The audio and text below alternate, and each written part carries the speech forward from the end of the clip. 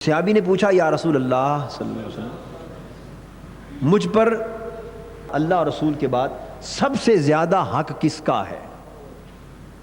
ایک صحابی نے سوال کیا، مجھ پر سب سے بڑھ کر کس کا حق ہے؟ آقا دو جہاں صلی اللہ علیہ وسلم نے فرمایا امک، تمہاری ماں کا۔ صحابی نے پوچھا یا رسول اللہ صلی اللہ علیہ وسلم، ماں کے بعد کس کا حق ہے؟ حضور نے پھر فرمایا تمہاری ماں کا۔ عرض کیا حضور پھر اس کے بعد کس کا ہے؟ فرمایا تمہاری ماں کا۔ 3 بار بدل بدل کے سوال کیا، سب سے بڑھ کر حق کس کا ہے؟ فرمایا تمہاری ماں کا۔ فرمایا حضور اس کے بعد؟ فرمایا پھر تمہاری ماں کا۔ عرض کیا حضور اس کے بعد؟ فرمایا پھر تمہاری ماں کا۔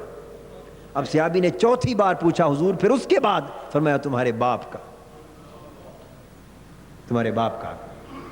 تو 3 حق ماں کا مقدم، 3 حق مقدم کیے، ماں کا حق 3 درجے مقدم کیا، اور وجہ اس کی حملتہ کرہن ووضعتہ کرہا وحملہ وفصالہ 30 شہرا، اور 4تھے درجے میں فرمایا کہ والد کا حق ہے۔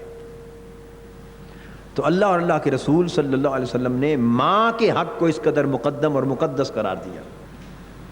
حدیث پاک میں آتا ہے، بخاری اور مسلم میں بھی ہے یہ حدیث، متفق علیہ، ایک صحابی حضور علیہ الصلوۃ والسلام کی بارگاہ اقدس میں حاضر ہوئے، عرض کیا یا رسول اللہ صلی اللہ علیہ وسلم، میں جہاد پر جانا چاہتا ہوں اور آپ سے اجازت اور مشورے کے لیے حاضر ہوا ہوں، اجازت دیجئے۔ یہ حدیث مختلف الفاظ کے ساتھ وارد ہوئی ہے۔ حضور علیہ السلام نے اس سے ڈائریکٹلی یہ سوال کیا کہ تمہاری ماں زندہ ہے؟ وہ شخص کس سوال کے لیے آیا تھا؟ اللہ کی راہ میں جہاد کرنا چاہتا ہے، آیا تھا جہاد کا اذن لینے، اجازت مانگنے، مشورہ طلب کرنے۔ آقا نے جواباً فرمایا کہ تمہاری ماں زندہ ہے؟ اس نے عرض کیا حضور زندہ ہے۔ فرمایا جاؤ اپنی ماں کی خدمت کرتے رہو، اللہ سے توفیق مانگو کہ تمہاری ماں کی تمہیں خدمت کی طاقت ملے، توفیق ملے، موقع ملے، اس میں تمہیں حج کا بھی ثواب ملے گا، عمرے کا بھی ملے گا، جہاد کا بھی ملے گا۔ تمہارا حج بھی اس میں ہے، عمرہ بھی اس میں ہے، جہاد بھی اس میں ہے۔ اس نے فقط جہاد کی بات پوچھی تھی، آقا نے تینوں اجر بیان فرما دیے۔ فرمایا ماں کی خدمت کی توفیق حاصل کر، تیرا حج بھی اسی میں اجر مل جائے گا، عمرے کا حج بھی مل جائے گا، اور جہاد فی سبیل اللہ کا اجر بھی مل جائے گا۔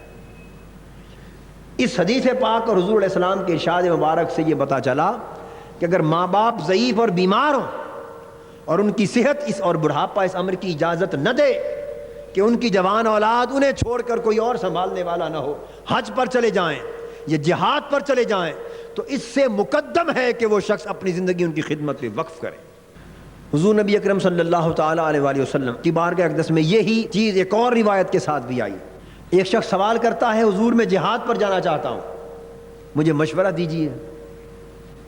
اس روایت کے مطابق حضور علیہ السلام نے پھر اس سے پوچھا کہ تمہاری ماں زندہ ہے؟ عرض کیا حضور زندہ ہے۔ فرمایا جا ماں کے قدم پکڑ، یہی تمہیں جنت میں لے جائیں گے، جا ماں کے قدم پکڑ، یہ تمہیں جنت میں لے جائیں گے۔ یہ بھی صحیح بخاری اور مسلم میں کتاب الادب کے اندر یہ حدیث ہے۔ حضور علیہ السلام نے کس کس پیرائے میں ماں کے حقوق اولاد کے اوپر مترشح فرمائے۔